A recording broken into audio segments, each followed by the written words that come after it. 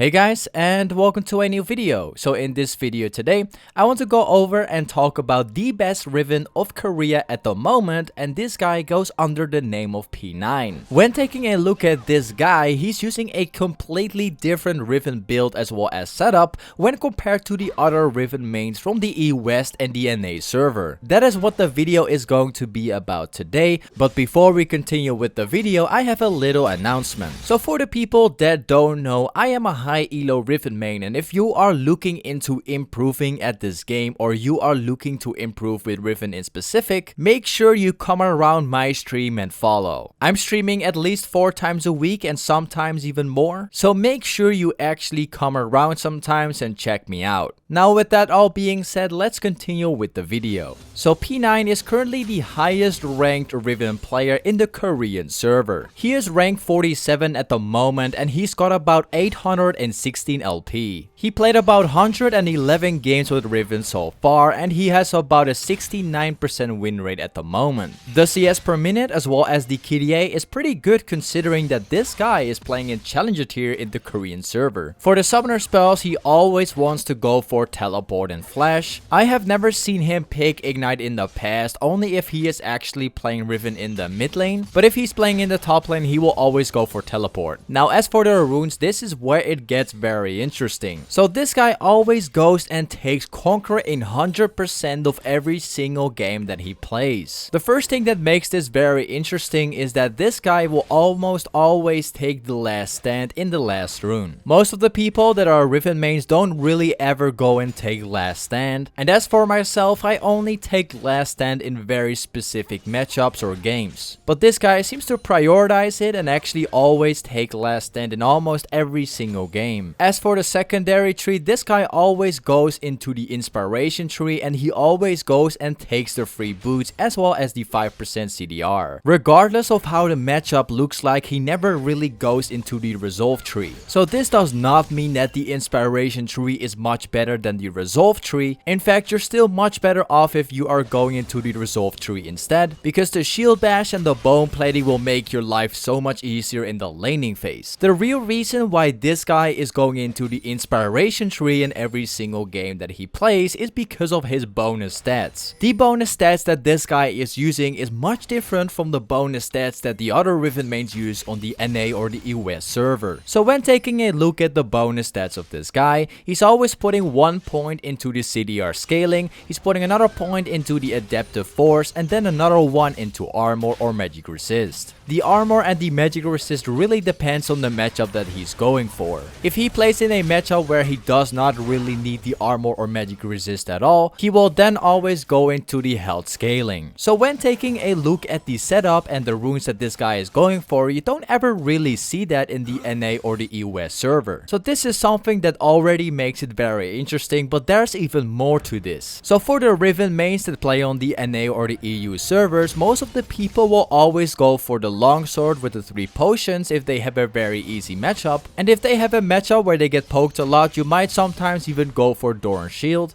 But when taking a look at this guy, he always goes for either the Doran Shield if he has a very tough matchup where he gets poked, or he will always go and take Doran Blade. You will never ever see this guy play with a longsword at the start of the game. Now the real reason why this guy never really goes for the longsword but always goes for the Doran Shield or the Doran Blade instead is because they give much better stats in general for the early start. When comparing the games from the NA or the US server to the Korean server, the people that play in the challenger level in the Korean server, they finish the game much faster than those in the other region. This is why the Doran Shield or the Doran Blade is much better for them, because they want to have a much healthier laning phase so that they can stand a bigger chance to win. The same thing can be applied to Viper. This guy actually goes for longsword in almost every single game that he plays, but a couple of weeks ago he started to play Riven in the LCS and he took Doran Shield in the most majority of his games. Now obviously, I'm not gonna recommend people to start and play Doran Shield or Doran Blade in almost all of his games.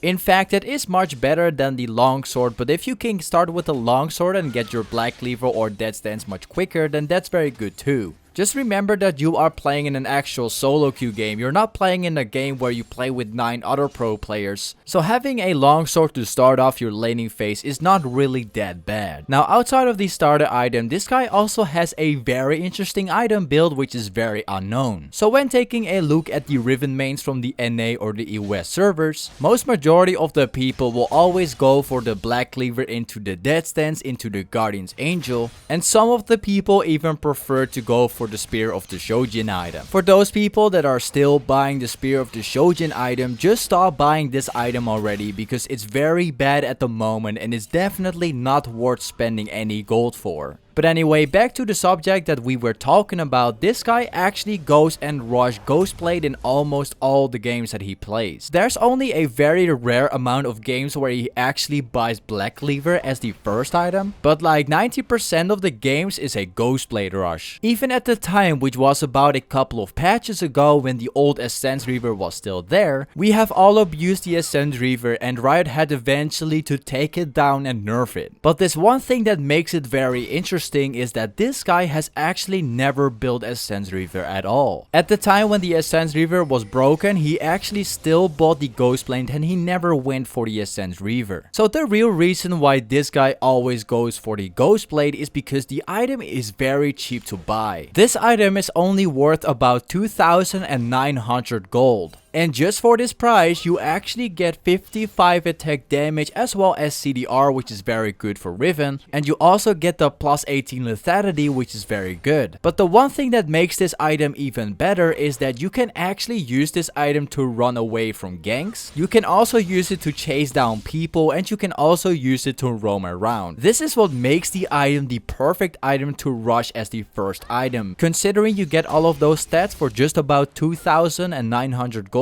But with all of those things being said, there's even one more thing which makes this item better than the old Ascent Reaver. So for the old Ascent Reaver, you actually had to go and buy the BF sword. Sometimes this can become a very big problem because most of the time you don't really ever get the 1300 gold in the laning phase. You either gonna get kills and snowball hard, or you gotta play very safe and not trade that much. But with the Ghostblade, you can simply go and get 4 longswords whenever you feel like, and it only takes a little bit of gold to upgrade it to the Warhammer. This is what makes the Ghostblade a perfect item to buy, and this is also the reason why this guy is rushing it in every single game that he plays. He literally goes and play a game against a Poppy player and he still buys Ghostblade as the first item. So P9 will always finish the Ghostblade and then goes for the Black Cleaver after. The Ghostblade as well as the Black Cleaver with the CDR scaling and the runes as well as the Cosmic Insight, all of this together will allow this guy to get more than 40%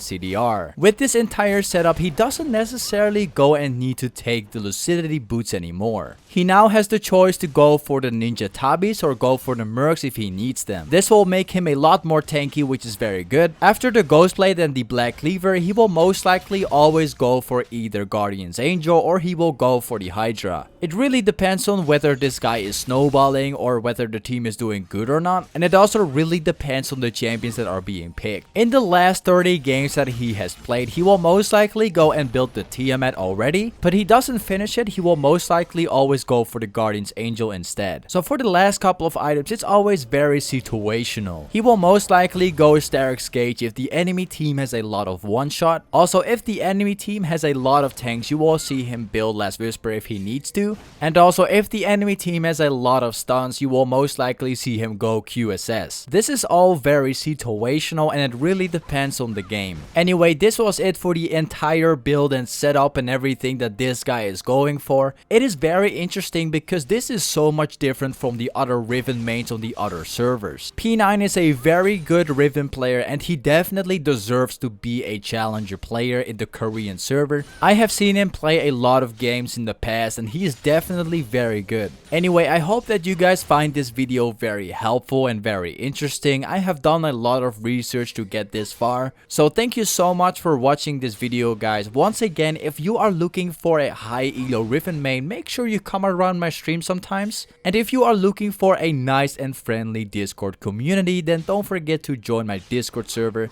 And if you want to see more Riven content, then don't forget to subscribe to my channel. And I guess I'll see you guys in my next video, man. Peace.